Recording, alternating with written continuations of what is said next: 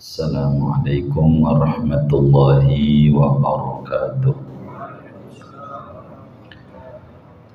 Bismillahirrahmanirrahim. Alhamdulillahi rabbil alamin. Wassalatu wassalamu ala sayyidina Muhammadin wa ala alihi wa sahbihi ajma'in. Wasaniyatu al-qidam, dan adapun sifat wajib Allah yang kedua, yaitu sifat qidam. Wa ma'nahu anna Allah subhanahu wa ta'ala ghairu masbuqin bi adamin. Adapun maknanya qidam, yaitu bahwasanya Allah subhanahu wa ta'ala yaitu tidak didahului adanya bi'adamin dengan tidak ada. Wal muradu al-qidamu dzatiyu, dan adapun yang dimaksud yaitu qidam dzati. Wa huwa la awwala li wujudihi, yaitu tidak ada permulaan bagi wujudnya Allah. Wa yastahilu alaihi al-hudus, dan mustahil atas Allah al-hudusu oleh baru. Wallahu a'lam bishawab. Segini, saudara-saudara sekalian yang mulia, sesudah kita membahas tentang sifat wujud dan kita meyakini bahwa Allah subhanahu wa ta'ala bersifat wujud dengan wujud hakiki, yaitu wajibul wujud, pasti adanya. Maka sebetulnya di dalam kajian wujud itu bisa difahami bahwa Allah subhanahu wa ta'ala wujudnya wujud hakiki, yaitu mustahil tidak ada. Dari sana bisa difahami kalau wujud hakiki berarti tidak diawali dengan tidak ada, tidak diakhiri dengan tidak ada. Adanya tidak diawali dengan tidak ada, adanya tidak diakhiri dengan tidak ada. Artinya sudah difahami dari wujud itu tentang sifat qidam. Namun mengapa ulama-ulama tauhid radhiyallahu anhum ajma'in daripada ahlus sunnah wal jamaah masih menyebutkan lagi tentang sifat qidam dan lanjutannya sifat baqa? Padahal dengan ngaji wujud dan mengerti bahwa wujud Allah adalah wujud hakiki, sudah bisa difahami bahwa ada qidam, ada baqa sebagai dalalatul iltizam. Kenapa masih perlu menyebutkan sifat qidam nanti juga baqa?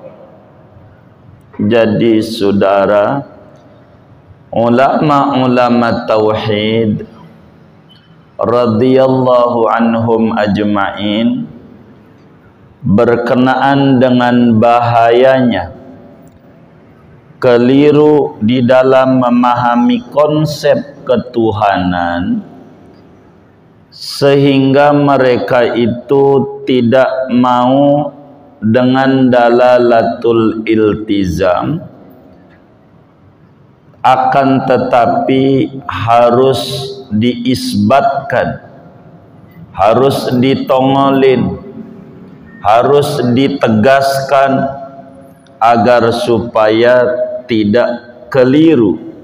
Sehingga sesudah menguraikan kajian wujud, ulama tauhid itu akan membahas tentang qidam sebagai mengisbat, tidak mau dengan dalalatul iltizam. Ibarat orang hajatan, sebetulnya enggak perlu ada perwakilan pengantin laki, perwakilan pengantin perempuan, apatah lagi kudu si bapaknya minta izin atau anaknya minta izin sama bapaknya. Itu enggak perlu kayak begitu-begitu itu. Sebab sudah bisa difahami dengan dalalatul iltizam. Kalau tenda udah dipasang, catering udah dipesen, masa iya dia kagak dikawinin harus izin-izin? Kan udah, lah udah tanda-tandanya. Itu undangan udah disebar 2 minggu yang lalu, itu maknanya udah diizinin. Kalau kagak bakalan mah kagak bakalan dimodalin. Tuh anaknya minta izin lagi biar diisbat, biar jelas dia mencontoh ulama tauhid. Enggak cukup dengan wujud, kudu ditosblengkan qidam bako. Sehingga orang kampung juga begitu. Ada perwakilan keluarga laki, saya datang nih bawa pengantin laki mau dikawinin, undangannya udah dibagi, udah nggak ngomong begitu juga dikawinin dah. Kawinin nggak kira-kira? Dia kawinin lah, udah rapi. Namanya diisbat, namanya kayak begitu tuh. Nah, karena itu malam hari ini kita ngaji tentang sifat qidam. Sifat Allah, saudara, dibagi menjadi 2. Sifat Allah itu dari sekian banyak sifat disingkat, dikelompokkan, diklasifikasikan menjadi 2. Ada namanya sifat zat, ada namanya sifatul fi'li, ada namanya sifat zatiyah, ada namanya sifat fi'liyah. Maka sifat fi'liyah banyak.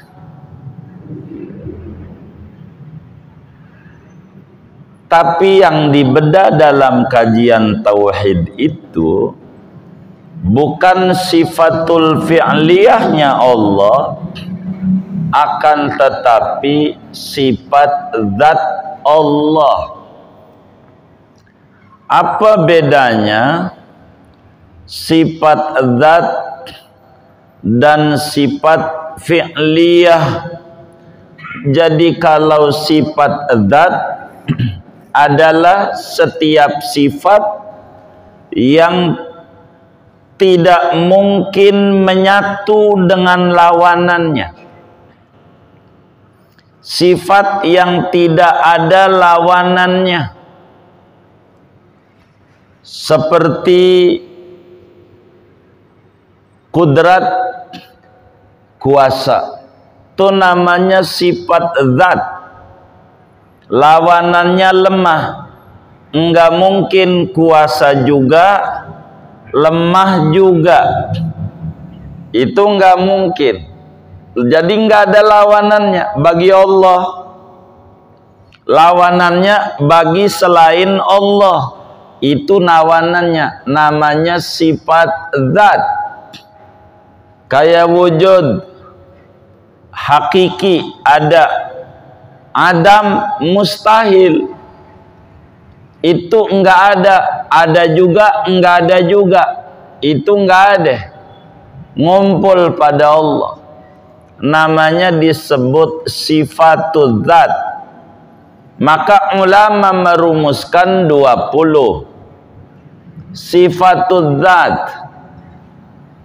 Adapun sifat fi'liyah, yaitu setiap sifat yang bisa saja menyatu ada pada Allah dengan lawanannya, namanya sifat fi'liyah. Itu enggak kita bahas dalam ilmu tauhid.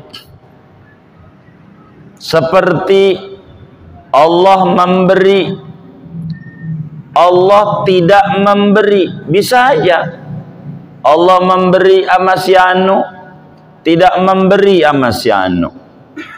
Itu bisa ada sama Allah. Itu namanya sifat fi'liyah, perbuatan. Allah ridha, ridha sifat Allah iya, tapi sifat fi'liyah. Allah ridha, Allah murka. Ada murka Allah, ada. Itu bukan sifat zat. Kalau ngomongin begitu sifat Allah banyak. Begitu. 20 aja nggak hafal. Mau nambah lagi jadi 2 juta, tambah masuk neraka. Kagak bisa. Maka sifat fi'liyah mah enggak dibedah. Yang bakal dibedah nih dalam setiap malam Jumat 1-3 di Al-Ma'ruf ini ngomongin sifat zat, tidak sifatul fi'li.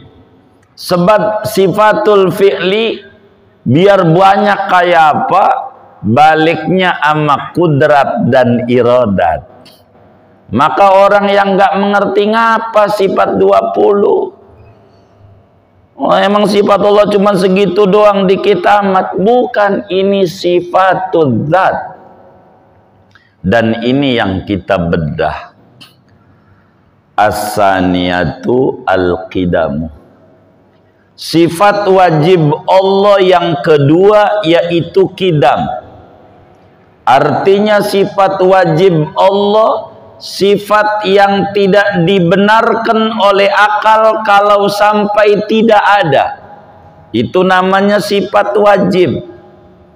Sifat yang akal enggak terima kalau enggak ada, namanya sifat wajib, yaitu contohnya qidam. Ada sifat yang tidak dibenarkan oleh akal kalau ada, itu mustahil, namanya baru. Ada sifat yang dibenarkan oleh akal ada dan tidaknya, namanya jaiz. Jaiz, sifatul fi'li itu begitu. Jadi sifat yang nomor 2 yang wajib, yakni akal tidak terima kalau sampai enggak ada pada Tuhan, adalah sifat qidam. Apa arti qidam? Qidam ini bahasa Melayunya sedia. Sedia kala. Bahasa Indonesianya qidam tuh duluan.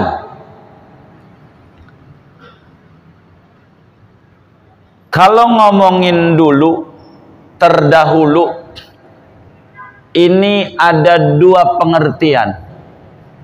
Kalau ngomongin kidam terdahulu, itu pengertiannya dua. Yang pertama, terdahulu karena perjalanan waktu.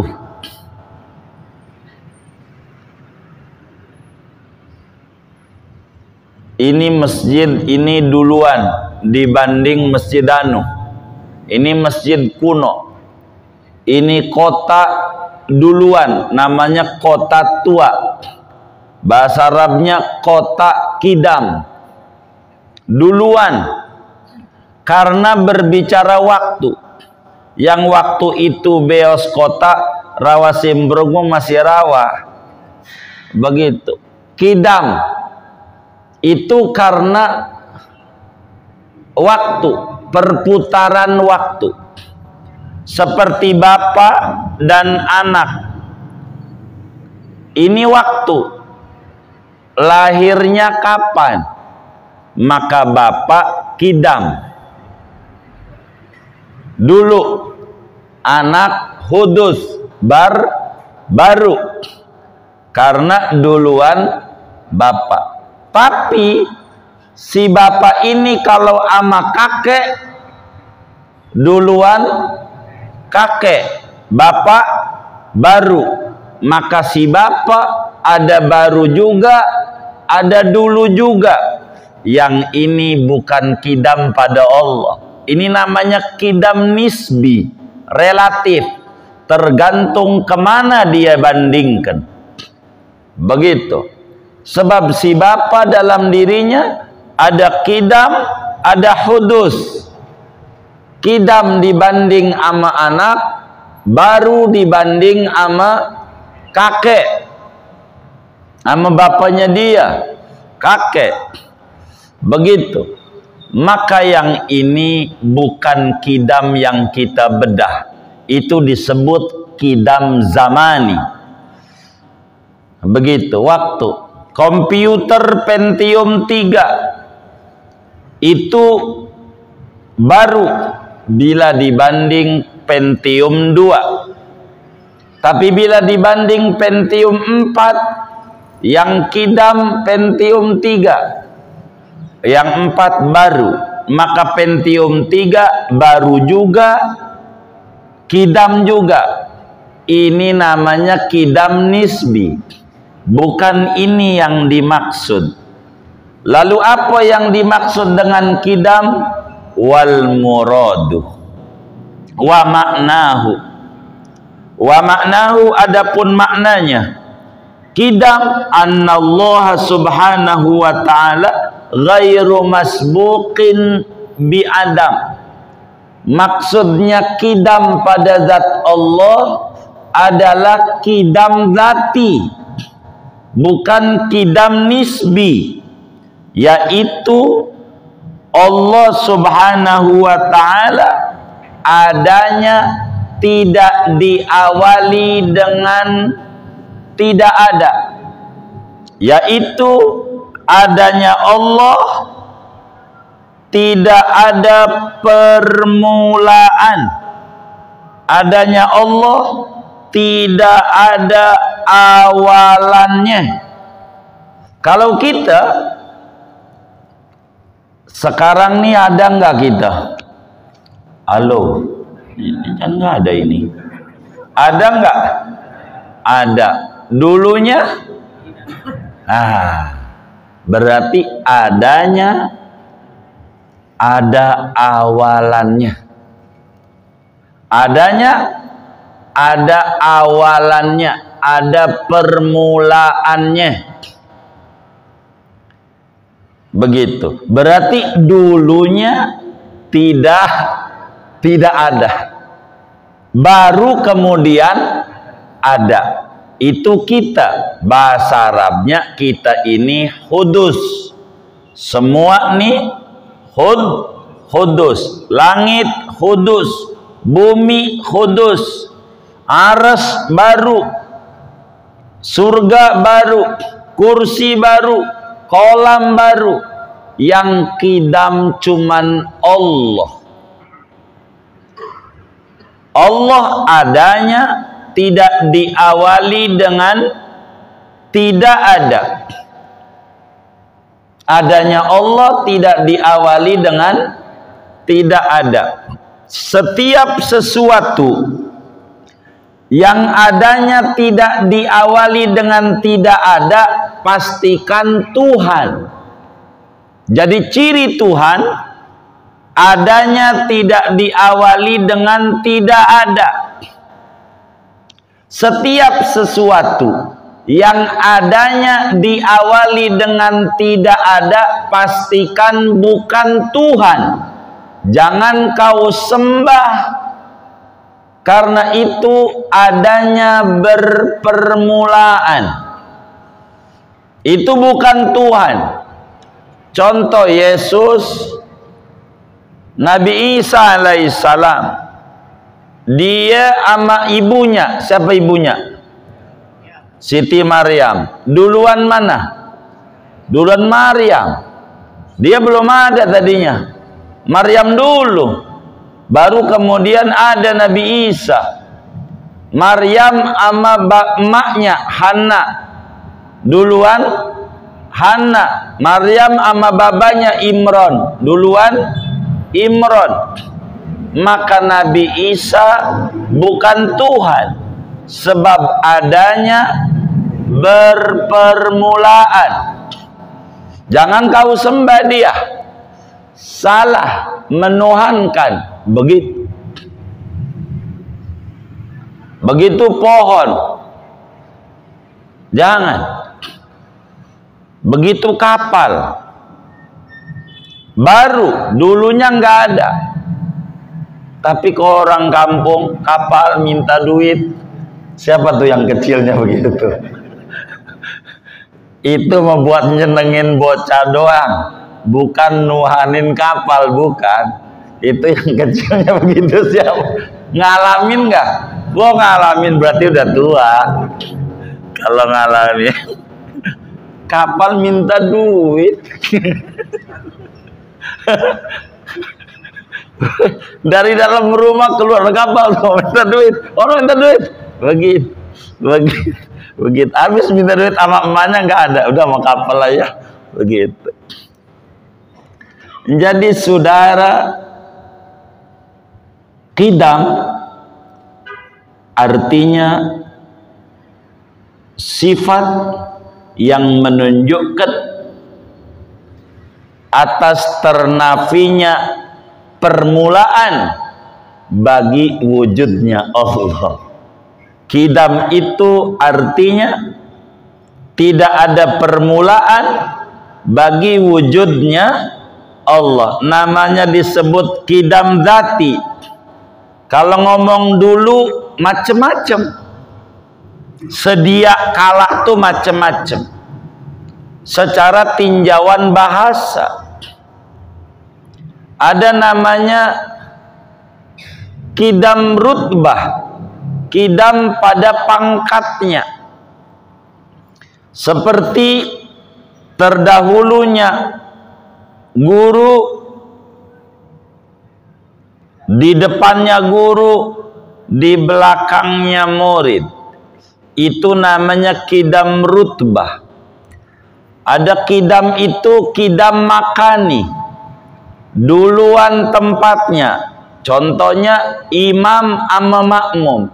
Imam qidam, makmum belakangan. Tempatnya doang. Tempatnya doang. Itu namanya qidam juga. Ada qidam zamani. Ini yang di semuanya nisbi nih. Kayak bumi sama kita, duluan bumi. Tapi bumi dulunya nggak ada, pastikan dia baru. Bahasa lainnya makhluk. Maka Allah nyatakan berbicara qidam banyak. Allahu khaliqu kulli syai'. Allah yang menciptakan segala sesuatu. Jadi segala sesuatu dulunya nggak ada. Surga nggak ada, neraka apa aja. Yang dulunya nggak ada nih baru. Berarti yang kidam adalah Allah. Allah dari dulu sudah ada. Kalau kita nih sekarang ada, dulunya tidak ada. Sejak kapan kita ada? Sejak lahir. Di perut ibu kita nggak ada. Ya bagaimana? Oh, sejak lahir. Jadi kita ini ada nggak sekarang? Sejak kapan kita ada? Oh iya, sejak di kandungan. Sejak ada di perut ibu kita, kita baru disebut kata ada. Dulunya tidak ada. Kalau Allah wal muradu al qidamu dzati, yang dimaksud di sini qidam dzati, yaitu menafikan ketiadaan terdahulu bagi wujudnya Allah. Nggak ada yang duluin, nggak ada. Menafikan permulaan bagi wujudnya Allah, menafikan kata tidak ada bagi wujudnya Allah. Kidam, maka bahasa Melayu enggak terdahulu, sedia. Allah itu dari dulu sudah ada. Selain Allah baru. Kalimat baru, walaupun baru itu relatif, tergantung dibandingin yang mana. Ini masjid baru, padahal udah 100 tahun baru, karena dibandingin yang ono yang 150 tahun. Tapi semuanya sebutannya baru. Maka kita semua ini nih disebut baru. Mustahil tidak diterima oleh akal kalau Tuhan itu baru. Akal sulit terima. Sebab kalau Tuhan itu baru, berarti butuh kepada pencipta yang membaharukan. Dan itu mustahil. Kalau baru nih gelas baru, berarti ada yang buat. Maka Allah sudah kita pelajari wajibul wujud, maka kidamnya Allah juga adalah kidam dzati. Tidak ada permulaan bagi wujudnya Allah. Wa yastahilu alaihil hudusu, mustahil Allah baru. Apa arti baru? Baru itu artinya berpermulaan. Arti baru berpermulaan, adanya ada mulanya. Adanya diawali dengan tidak ada. Itu namanya baru. Maka mustahil akal sehat tidak terima kalau Allah subhanahu wa ta'ala baru. Akal enggak, sulit begitu. Kalau ada orang menuhankan manusia, ya ini baru, ini bukan Tuhan. Yang punya kidam hanya Allah. Yang punya kidam hanya, selain Allah tidak punya kidam. Selain Allah tidak punya kidam. Selain Allah tidak punya kidam. Kalau Anda disebut kidam, itu nisbi.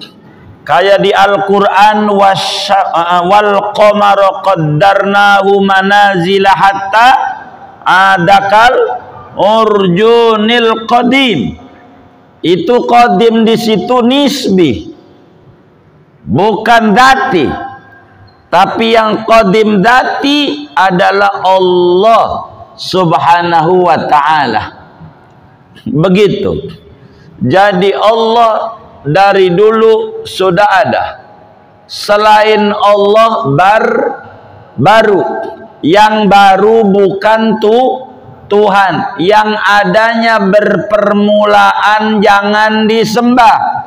Sebab itu bukan Tuhan. Begitu. Terus apa? Bisa saja hantu. Apaan? Tuhan, Tuhan, Tuhan punya sifat kidam. Dari dulu sudah ada Allah. Sebelumnya nggak ada. Al-Quran berbicara ini huwal awal. Dialah yang awal. Sebelumnya nggak ada. Allah dari dulu sudah ada. Kalau kita dulunya nggak ada. Kenapa kita dulunya nggak ada?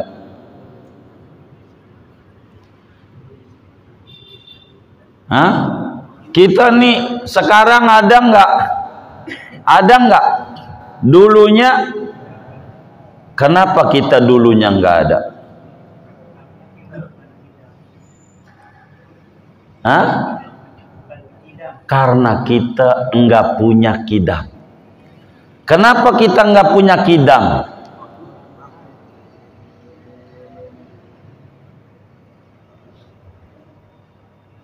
Halo.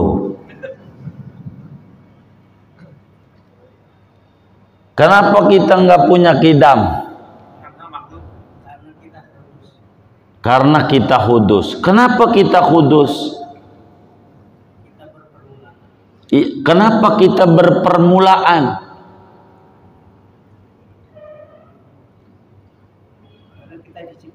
Karena diciptakan. Kenapa kita diciptakan?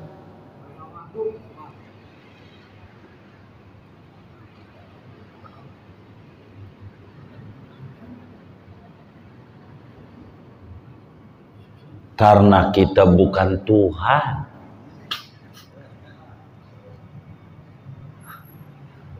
Kenapa kita berpermulaan? Karena bukan Tuhan. Kalau Tuhan sifatnya kidam. Kidam.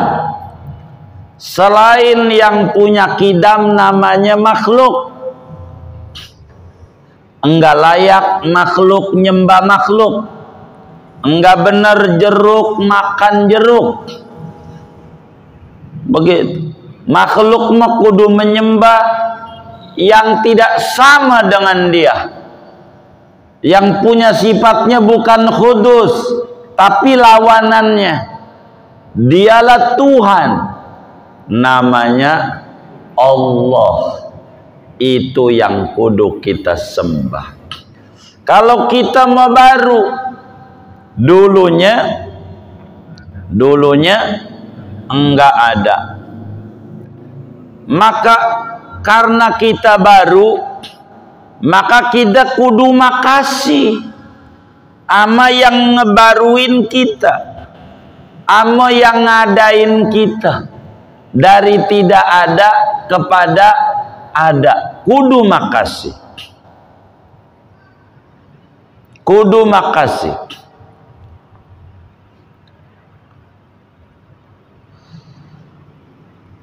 Ada pembantu.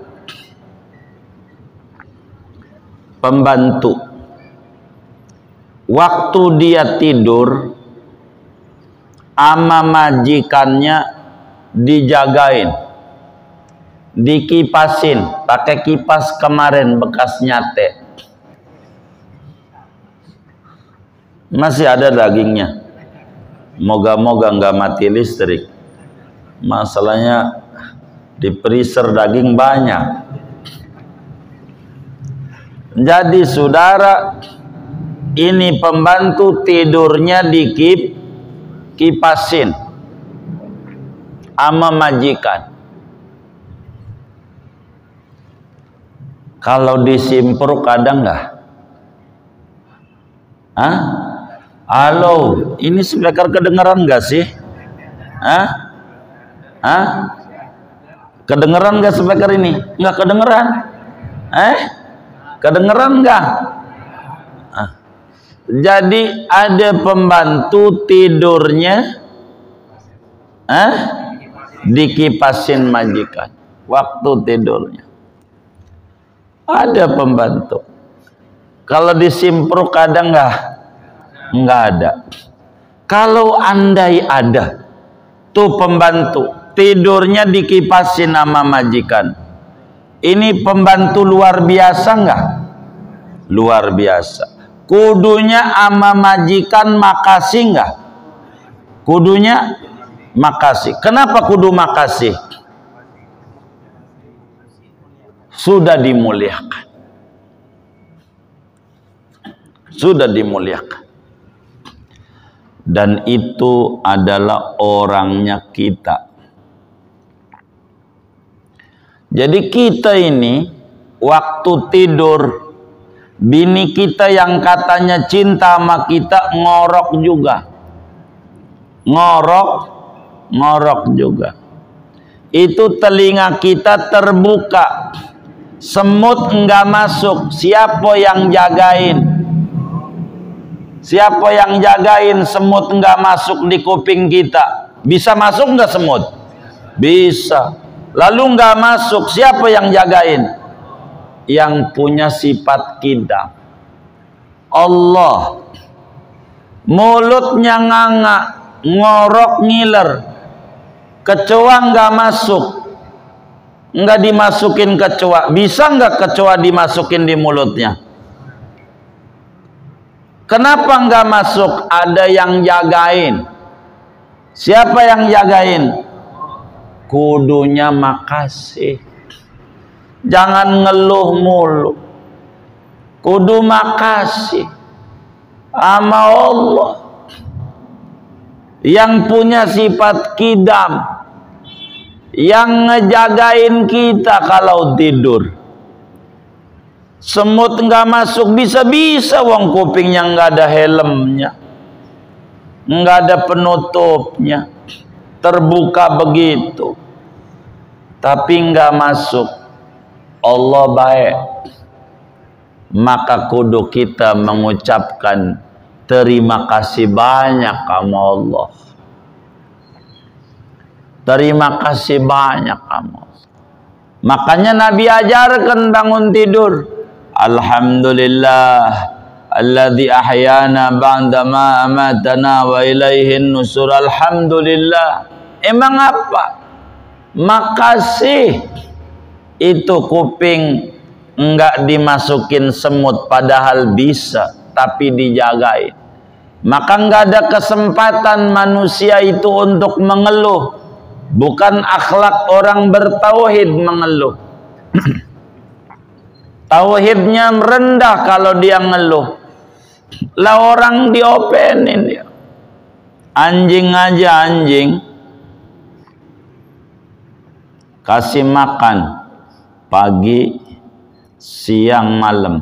Ama yang punya anjing. Pagi, siang, malam. Pagi, siang, malam. 3 bulan aja dikasih makan. Kira-kira nurut enggak ama yang ngasih makan? Nurut enggak? Kenapa nurut? Ngerti terima kasih.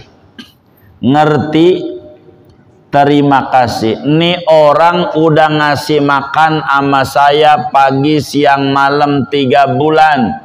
Kata anjing, udah sewajarnya saya nurut sama dia yang ngasih makan sama saya, kata anjing. Yang menjadi pertanyaan, kita orang nih dikasih makan sama Allah udah berapa bulan?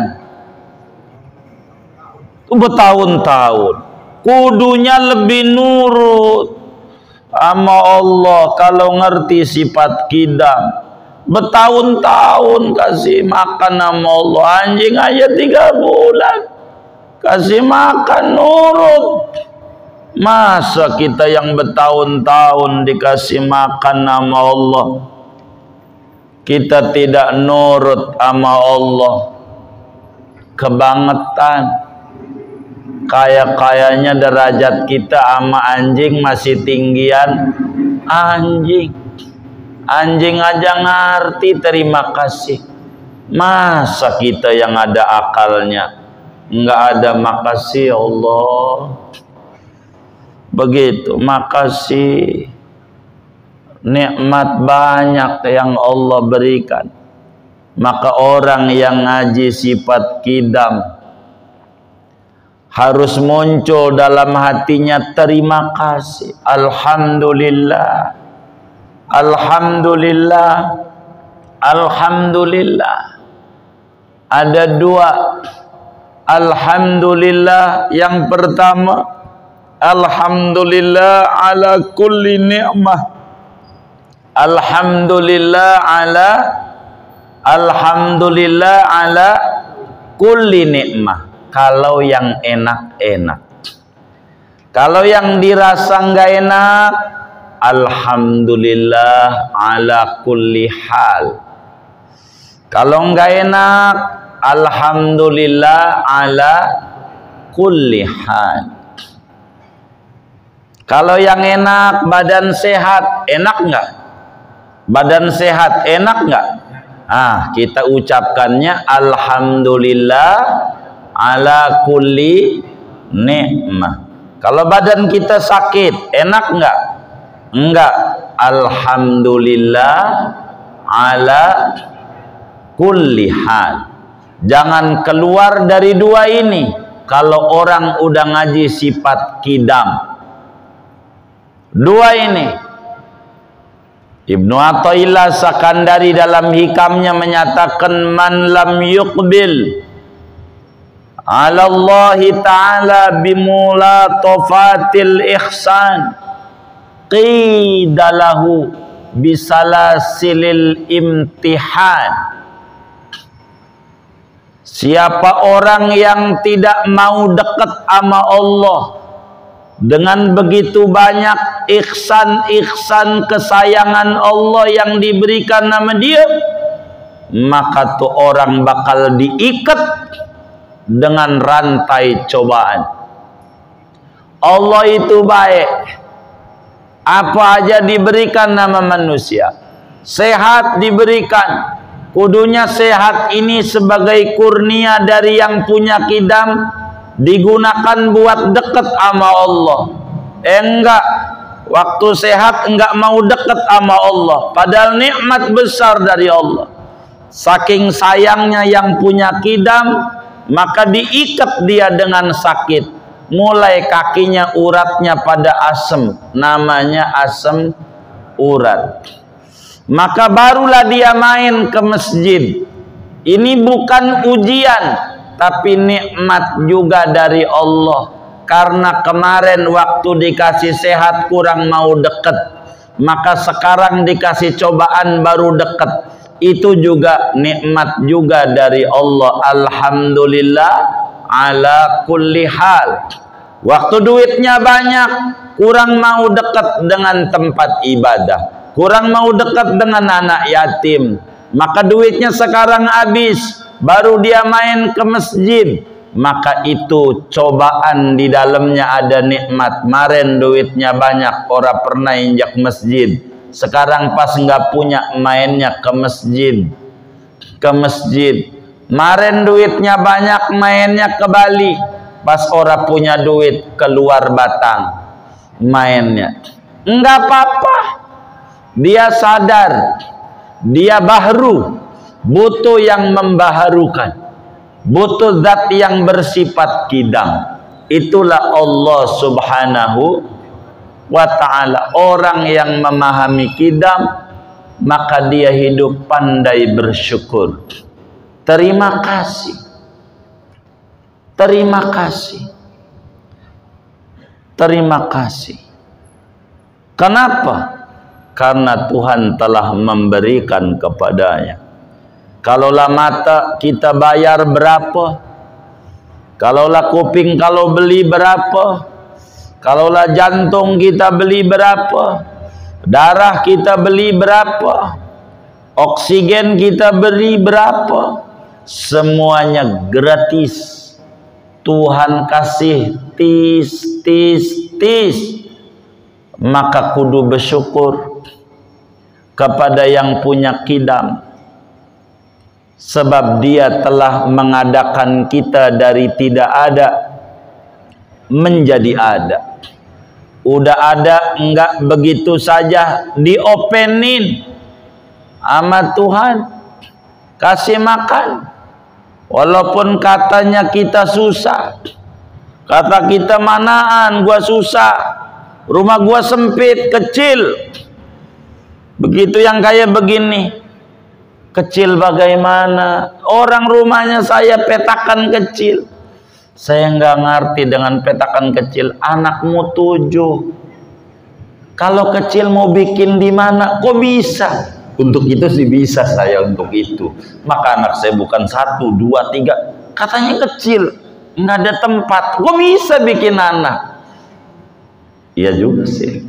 Begitu kata dia. Lah, bersyukurlah. Jangan nggak bersyukur sama Allah. Pakailah baju di badan sendiri. Jangan pakai baju di badan orang lain. Ngukur baju tuh kalau pengen sedang pas, kudu ngukurnya di badan, jangan di badan orang lain. Begitu hidup, kita ngukur diri.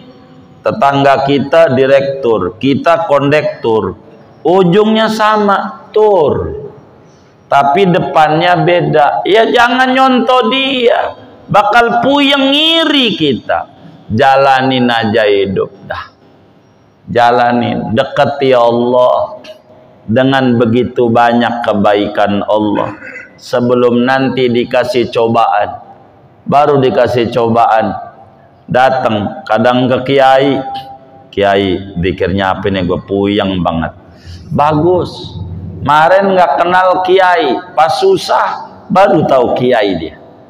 Masih bagus, alhamdulillah ala kulli hal. Muslim tidak boleh keluar dari mulutnya 2 pujian.